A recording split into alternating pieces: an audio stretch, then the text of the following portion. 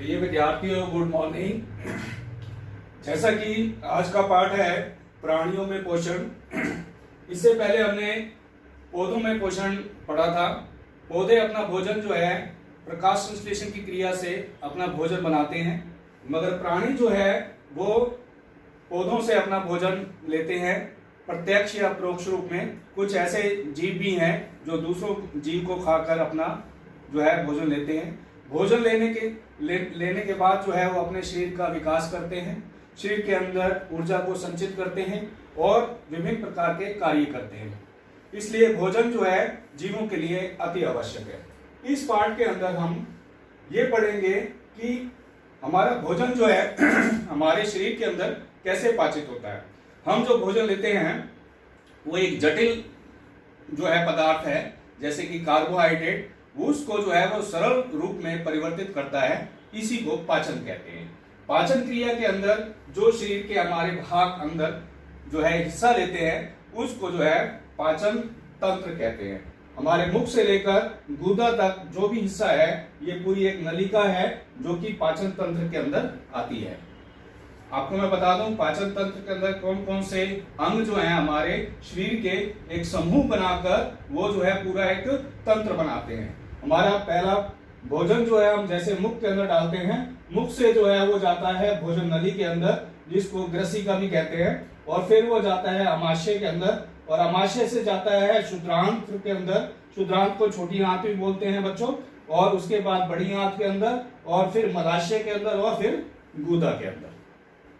प्यारे बच्चों, ये है मनुष्यों के अंदर पाचन तंत्र। अब जो है खाद्य अंत्य ग्रहण की विभिन्न विधियां। कुछ ऐसे जीव भी हैं जो भोजन को जो है सीधा निगल जाते हैं, जैसे कि अजगर है, वो भोजन को सीधा निगल जाता है।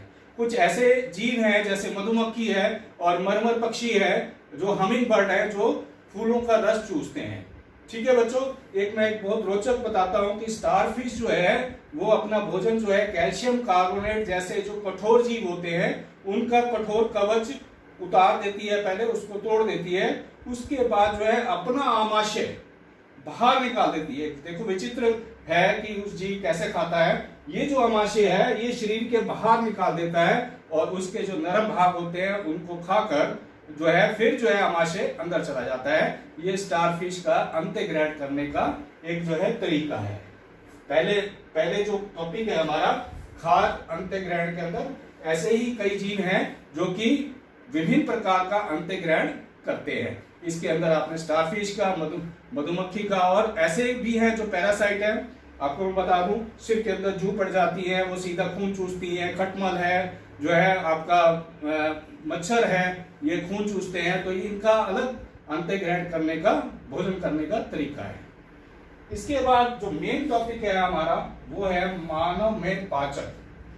पाचन जो है वो क्या होता है, जो जटिल है हमारा पदार्थ, जटिल पदार्थ जैसे कार्बोहाइड्रेट जो कि भोजन के अंदर उपस्थित होता है। हम कच्चा भोजन नहीं ले सकते क्योंकि उसके अंदर सेलुलोज होता है। सेलुलोज पचाने के लिए हमारा शरीर जो है वो सक्षम नहीं है।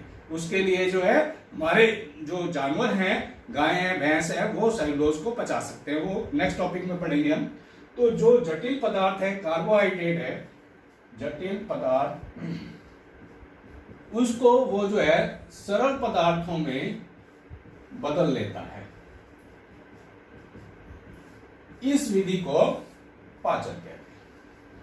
ठीक है बच्चों, अब हम शुरू करते हैं कि अंत्य ग्रहण जो है, हम पाचन जो है वो कैसे क्रिया करते हैं। जैसे ही हमने मुख के अंदर भोजन डाला, उसके हमारे मुख के अंदर एक लाला ग्रंथि होती है। जो लाला ग्रंथि होती है वो एक जूस उत्पन्न करती है जिसको बोलते हैं लार। जिसको क्या बोलते हैं बच्चों, लार। ये लार जो है हमारे मुख के अंदर भोजन के साथ मिल जाता है। इसको मिलाने के लिए हमारी जो जीभ है, कठोर जो मांस की बनी हुई है, और उसका अगला हिस्सा जो है वो स्वतंत्र होता है, और वो उस भोजन को अच्छे से मिलाता है, इससे लार के साथ, और पीछे की तरफ धकेलता है। और हमारे मुख के अंदर दांत होते हैं। दांतों का क्या कार्य होता है, उसको अच्छे से चबाता है। सबसे पहले जब दांत का जिक्र आया तो दांतों के बारे में आपको पता होना चाहिए कि हमारे 8 वर्ष की आयु तक हमारे सभी दांत जो हैं टूट जाते हैं, फिर नया सेट आता है। जो दांत टूट जाते हैं उसको हम दूध के दांत कहते हैं। उसके बाद जो दांत आते हैं उनको हम बोलते हैं स्थायी दांत। स्थायी दांत, ये स्थायी दांत जो होते हैं ये जो है कितने होते हैं? 32 होते हैं। 16 नीचे जबड़े में और 16 ऊपर जबड़े में। ये दांतों का जो सेट होता है 16 का, ये जो है विभिन्न प्रकार का होता है। इनका आकार भी विभिन्न है और इनका कार्य भी भिन्न है। आप एक साफ उंगली जो है आप अपने मुंह के अंदर डालें, पीछे से देखें कि इनका आकार जो है विभिन्न विभिन्न है। तो मैं आपको बताता हूं, इसका चित्र ये बना रखा है मैंने, तो चित्र को ध्यान से देखें कि इनके जो है आकार कैसा है, इनका कार्य कैसा है और इनका नाम क्या है। हम पीछे से चलते हैं। पीछे से हमारे जो 3 इधर और 3 इधर बिल्कुल सेम है। इनका नाम है च्वर्णक। च्वर्णक मतलब ये जो है पीसने के काम आते हैं। चबाना और पीसना ये लास्ट में होता है। ये अग्रचर्मणक इससे आगे है, ये चबाने के काम है और ये पीसने के काम आता है। ठीक है, और ये 3 और 3 कितने हो गए बच्चों? 6 दांत तो ये हो गए, और 2 इधर हैं 2 इधर है, ये अग्रच्वर्णक कहलाते हैं। अग्रच्वर्णक जो है ये पीसने के काम आते हैं। भोजन को पीछे धकेल के उसको अच्छे से पीसते हो और चबाते हैं। ये 2 2 4। अब जो है एक एक दांत इधर और इधर बहुत ही नुकीला होता है, जिसको रत्नक कहते हैं। ये जो है चीरने के काम होता है। किसी को ऐसे चीरना है तो वो चीरना जो है वो 1 और 1 ये 2 हुए, और आगे के 4 मतलब 2 इधर 2 इधर। नीचे ये मैं नीचे जबड़े के बता रहा हूं, वो जो है काटने के काम आते हैं। एक सेब लीजिए, उसको ऐसे काटिए तो आपको पता चल जाएगा कि आगे के दांत जो है वो काटने के काम आते हैं। ये 2 इधर और 2 इधर, इनको बोलते हैं कृंतक। ये भी 4। देखो बच्चों, 6 और 4 10 और 2 12 और 4 16। ये हो गए ना आपके 16 नीचे जबड़े के और 16 ही ऊपर जबड़े के। ये था दांतों का विवरण। सभी बच्चों ने ये चित्र बनाना है और इनके नाम जो है वो याद करने हैं। ठीक है बच्चों, अब आते हैं हम, जो ये लाल ग्रंथि है, इसका कार्य क्या है? ये हमारे भोजन के साथ जो मिल जाती है, इसको जो है क्या करती है? लुब्रिकेंट करती है, उसको चिकना करती है। क्योंकि आगे जो नलिका है, भोजन नली है, उसके अंदर भोजन जाना है हमारे आमाशय के अंदर, और इस भोजन, ये जो भोजन यहां पर जाता है ऐसे, ठीक है, ये संकुचित होके जाता है। जो नलिका होती है वो ऐसे ऐसे करती है, ऐसे मस्कुलर जो है ऐसे करती है, भोजन जो है वो नीचे नीचे चला जाता है। ठीक है, और ये लाल ग्रंथि इसके अंदर मिल जाती है, और इस भोजन के अंदर जो स्टार्च होता है, यहां पर ही मतलब पाचन क्रिया यहीं से ही शुरू हो जाती है। जो स्टार्च है वो जो है आपका मंड जो है वो जो है आपका शर्करा के अंदर बदल जाता है, यहीं से शर्करा के अंदर परिवर्तित हो जाता है। इसका भी एक बहुत अच्छा प्रयोग है बच्चों, कि हम टेस्ट कैसे करें कि ये शर्करा के अंदर बदला है या नहीं बदला है। एक टेस्ट ट्यूब लेते हैं बच्चों, 2 टेस्ट ट्यूब लेते हैं ऐसे। एक टेस्ट ट्यूब के अंदर उबला हुआ चावल, उसका उबाल लेते हैं चावल को थोड़े से, और उसको जो है इसके अंदर डाल देते हैं, ये उबले हुए चावल। ठीक है, और दूसरी टेस्ट ट्यूब के अंदर चावल को उबाल लेते हैं और उसको चबाते हैं अच्छे से, 2-3 मिनट जो है मुंह के अंदर चबाकर, और उसको चबाए हुए चावल को जो है इसके अंदर डाल देते हैं। ये चबाए हुए चावल है, चबाए हुए चावल, और ये उबले हुए चावल है, उबले हुए चावल। अब इसके दोनों के अंदर जो है हम आयोडीन डालते हैं, आयोडीन का घोल डालते हैं, इसके अंदर भी और इसके अंदर भी। क्या देखते हैं कि इसके अंदर तो आयोडीन का कलर जो है वो चेंज हो जाता है, क्योंकि इसके अंदर स्टार्च है, मगर इसके अंदर स्टार्च नहीं है। वो स्टार्च किसमें बदल गया है? शर्करा के अंदर बदल गया है, और शर्करा जो है वो आयोडीन के कलर को चेंज नहीं करती है। इससे सिद्ध होता है कि जब हमारा चबाया हुआ भोजन होता है वो स्टार्च से शर्करा के अंदर परिवर्तित हो जाता है। अब जो है हमारा भोजन ओसोफेगस मतलब भोजन नली, ग्रसिका से जो है हमारे आमाशय के अंदर पहुंच गया है। आमाशय एक बहुत ही थैलीनुमा यू आकार का जो है वो अंग है। जैसे कि ये आपको साफ दिखाई दे रहा है, पर ये यू आकार का इस थैला नुमा जो यू आकार का अंग है अमाशय, इसके अंदर भोजन जो है 3-4 घंटे रहता है। इसका क्या कार्य है? ये भोजन को अच्छे से पीसता है, क्योंकि दांत इतना उस भोजन को महीन नहीं कर पाते, उसको लिक्विड द्रव्य अवस्था में नहीं बदल पाते, तब जाके अमाशय के अंदर जो है वो भोजन जो है पीसता है। एक मैं आपको घटना बताता हूं कि अमाशय के अंदर क्या क्या कार्य होते हैं। एक 1822 ईस्वी की बात है, एलेक्सिस सेंट मार्टिन नामक एक व्यक्ति था, ठीक है, उसको गोली लगी और वो गोली लगी तो इस अमाशय के ऊपर लगी, यहां पर गोली लगी, ठीक है बच्चों। वो जो है डॉक्टर के पास गया, वो सैनिक डॉक्टर था, उसका नाम विलियम ब्यूमॉन्ट नामक था, वो अमेरिका का ये किस्सा है, अमेरिकी डॉक्टर था वो। उसने जो है उसको मृत्यु से तो बचा लिया, मरने से तो बचा लिया, और ये जो होल था, छिद्र जो था, इसको बंद नहीं कर पाया, इसके ऊपर उसने पट्टी को ढक दिया। मगर इस रोचक घटना के अंदर उसने देखा इस छिद्र से कि इसके अंदर जो हमारा जो अंदर मसल्स हैं, जिसको अंदर जो है जटिल एक बहुत ही हार्ड मसल्स हैं, जिनको हम क्या बोलते हैं, श्लेष्मल। ये जो अंदर ऐसे ऐसे अंदर आंतरिक परत के ऊपर ऐसे, इसको बोलते हैं, मैं लिख देता हूं, श्लेष्मल। ये ऐसे ऐसे क्रिया करती हैं, उसको पीसती हैं, और इसमें से विभिन्न प्रकार के जूस निकलते हैं, जिसको पाचन रस बोलते हैं, ठीक है, पाचक रस, जिसको जठर रस भी बोलते हैं, जठर रस। और ये क्रिया उसने देखी कि अंदर जैसे ही भोजन जाता है और ये जो है मसल्स उसको पीसती हैं और इसमें से जूस निकलते हैं, और ये द्वार जब तक नहीं खुलता, कौन सा द्वार, ये दूसरा द्वार जो है आपकी जो छोटी आंत के अंदर जा रहा है, जिसका नाम क्षुद्रांत्र है, क्षुद्रांत, और वो द्वार तब तक नहीं खुलता जब तक इसके अंदर पूरी क्रियाएं नहीं हो जाती, तब ये द्वार खुलता है, तब ये छोटी आंत के अंदर पचा हुआ भोजन जाता है, ठीक है बच्चों।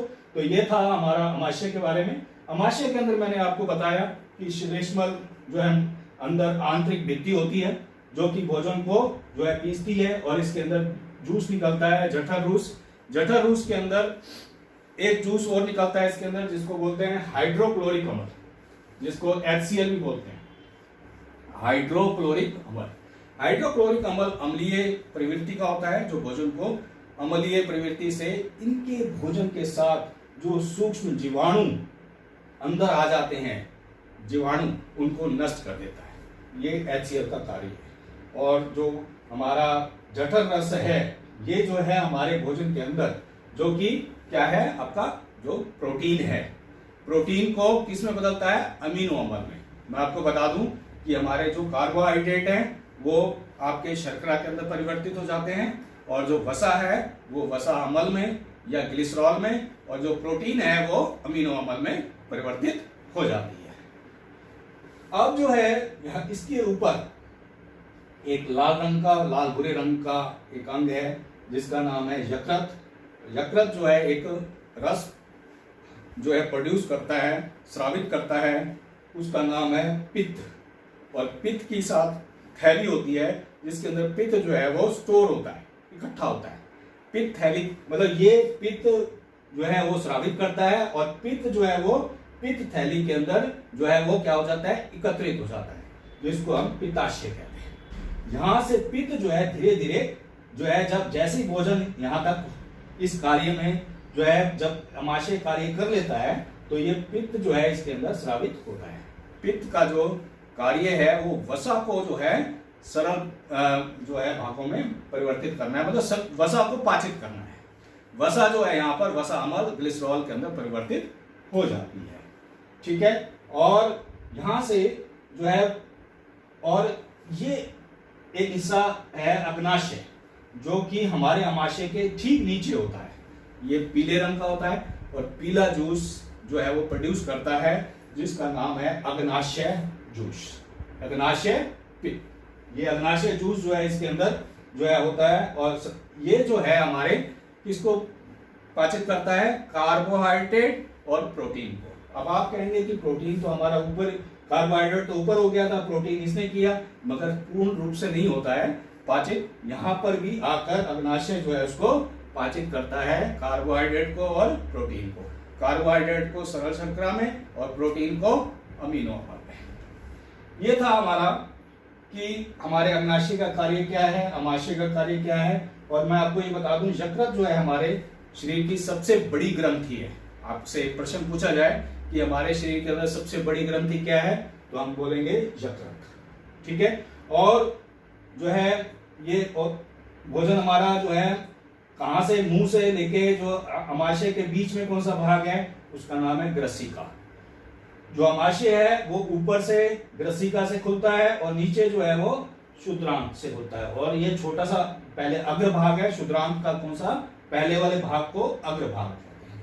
अब जो है आप भोजन जो है हमारा छोटी आंत के अंदर पाचित जो है वो पूर्ण रूप से एब्जॉर्प्शन होता है। एब्जॉर्प्शन का मतलब जो भोजन जो है हमारा यहाँ पर पूरा पाचित जो होता है, वो भोजन जो है हमारा रक्त वाहिनियों के अंदर भोजन चला जाता है। इस छोटी आंत के अंदर जो है हमारे क्या होते हैं, दीर्घ रोम होते हैं। दीर्घ रोम मैं आपको बता दूं, जैसे ये छोटी आंत है, पहले तो छोटी आंत की लंबाई पता होना चाहिए, 7.5 मीटर होती है बच्चों। देखिए कितनी लंबी होती है, ये 22 फुट के बराबर होता है। और 7.5 मीटर जो है ये काफी लंबी जो है छोटी आंत होती है। उसका व्यास जो है वो कितना होता है, 2.5 सेंटीमीटर। इसका व्यास छोटा होता है और इसकी लंबाई लंबी होती है। इसके अंदर जो है उंगली नुमा जो है संरचनाएं होती हैं अंदर, ऐसे उंगली नुमा ऐसे, और इधर से ऐसे, ठीक है। और इनके अंदर जो है बहुत सारी रक्त वाहिनियां होती हैं, ये रक्त से जुड़ी होती हैं, क्योंकि अल्टीमेटली हमारा जो भोजन है सरल पदार्थों के अंदर परिवर्तित होकर हमारे रक्त के अंदर ही तो जाना है।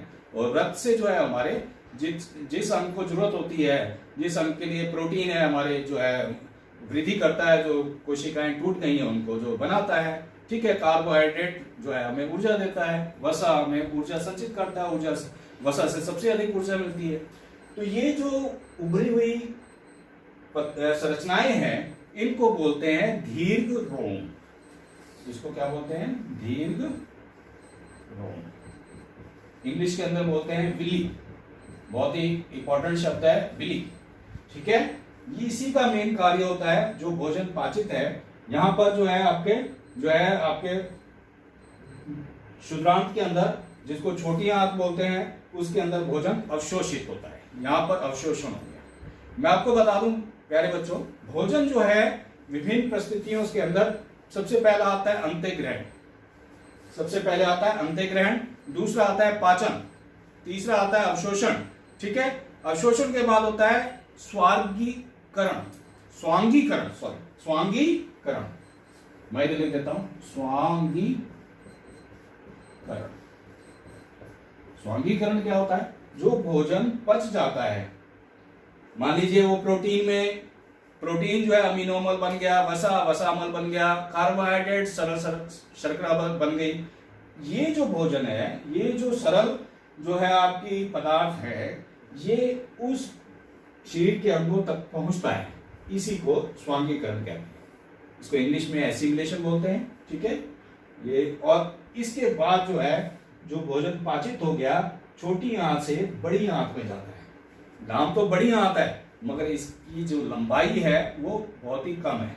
इसकी 7.5 मीटर थी, उसकी सिर्फ 1.5 मीटर होती है, मगर उसका जो व्यास होता है, चौड़ाई जो होती है व्यास, उसका जो है कितना होता है, 6 सेंटीमीटर। इसका 2.5 था, इसका 6, तो ये चौड़ी ज्यादा होती है।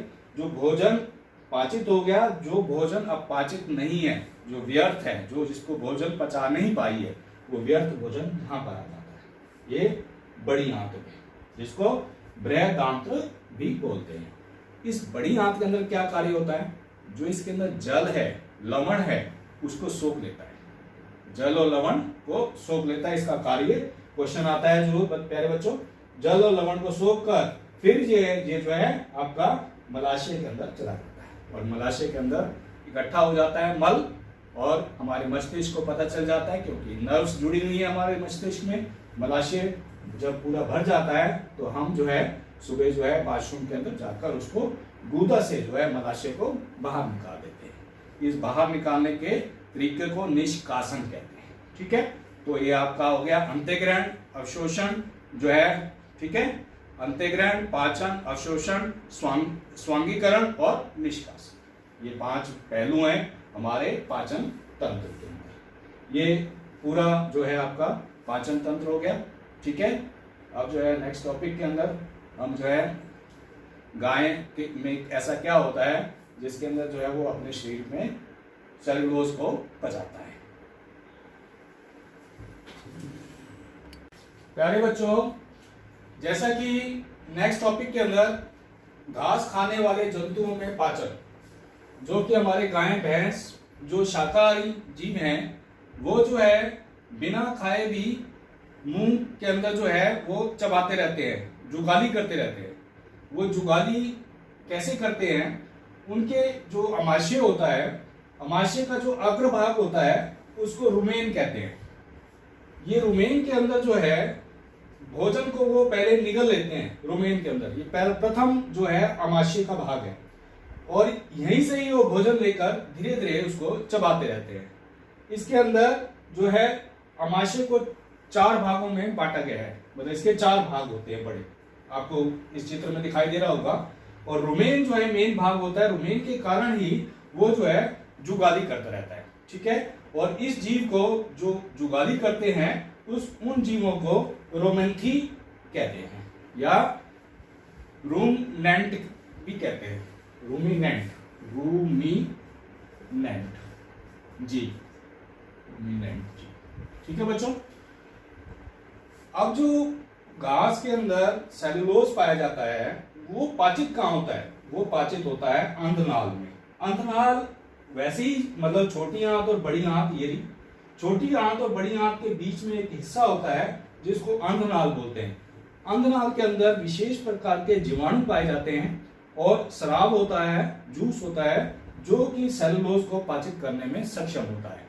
वो मनुष्य के अंदर नहीं होता, इसलिए मनुष्य जो है सेलुलोज को पाचित नहीं कर सकते। ये प्रश्न भी आता है कि मनुष्य जो है घास फूस को क्यों नहीं पाचित कर सकते? क्योंकि उनके अंदर एक तो अंधनाल नहीं होता, दूसरा इस प्रकार के जीवाणु नहीं होते जो कि सेलुलोज को पाचित कर सके। ये सिर्फ शाकाहारी जीवों के अंदर ही ऐसा पाया जाता है। एक जो है अमाशय के 4 भाग होते हैं, 4 भाग में से एक जो रुमेन होता है जिसके अंदर आंशिक जो है पाचन होता है, वो भोजन जल्दी से निगल लेता है और उसके बाद जो है धीरे धीरे उसको चबाता रहता है। इस क्रिया को जुगाली कहते हैं। ठीक है बच्चों, ये था आपका घास खाने वाले जंतुओं में पाचन। अब ऐसे जीव भी है ना जिनका मुंह है ना जिनका सिर है, ठीक है, वो सिर्फ एक आकार है। वो कैसे भोजन करते हैं? और वो एक कोशिकीय जीव है, मतलब एक कोशिका से ही बने हैं, दैट इज कॉल्ड एक कोशिकीय जीव। उसका नाम है अमीबा। ये अमीबा का चित्र है बच्चों। अमीबा अपना आकार निरंतर जो है बदलता रहता है। ठीक है, इसका कोई आकार निश्चित नहीं है। और जैसे ही ये जल के अंदर भोजन का कण देखता है, भोजन को मतलब महसूस करता है, भोजन के नजदीक जाकर अपने आकार को ऐसे व्यवस्थित कर लेता है, जो ये वाला आकार इस भोजन को के नजदीक आता है उसको पादाप कहते हैं। मतलब एक कोई विशेष अंग नहीं है, वो जो अंग भोजन के नजदीक आ गया दैट इज कॉल्ड पादाप। इस भोजन को अंतःग्रहण करता है, यहां से भोजन को अंदर ले लेता है। जब जैसे ही वो भोजन अंदर आता है उसको खाद्यान्य कहते हैं। अब इसका नाम खाद्यान्य हो गया। वैसे ही इनके अंदर जूस उत्पन्न होता है जैसे कि मनुष्य के अंदर होता है, एंजाइम्स होते हैं, इस भोजन को पाचित करते हैं, इसमें से अपनी वृद्धि करने के लिए, ठीक है, अपनी गति करने के लिए ऊर्जा संचित करते हैं। और खाद्यान्य जो है वो आपके प्रोटीन वगैरह जो भी है, प्रोटीन जैसे अमीनो अम्ल में बदल जाता है, कार्बोहाइड्रेट जो है आपका शर्करा के अंदर बदल जाता है, वसा जो है वो जो है वसा अम्ल में बदल जाती है। ठीक है, और जो अपशिष्ट पदार्थ होता है जैसे अंतःग्रहण करता है वैसे ही निष्कासन करता है और भोजन को जो अपचित भोजन है उसको बाहर निकाल देता है, उसको बहिक्षेपित अपशिष्ट कहते हैं। प्यारे बच्चों, ये था प्राणियों में पोषण, बहुत ही इंपॉर्टेंट पार्ट है। इसके अंदर विशेषकर 4 चित्र बनाने हैं आपने। 2 चित्र मैंने पहले बनाए हैं, एक तो मानव पाचन तंत्र, ठीक है, और एक दांतों का सेट पूरा, और एक जो है ये घास खाने वाले जंतुओं का पाचन कंप्लीट, और एक ये अमीबा का चित्र। ठीक है बच्चों, गुड डे।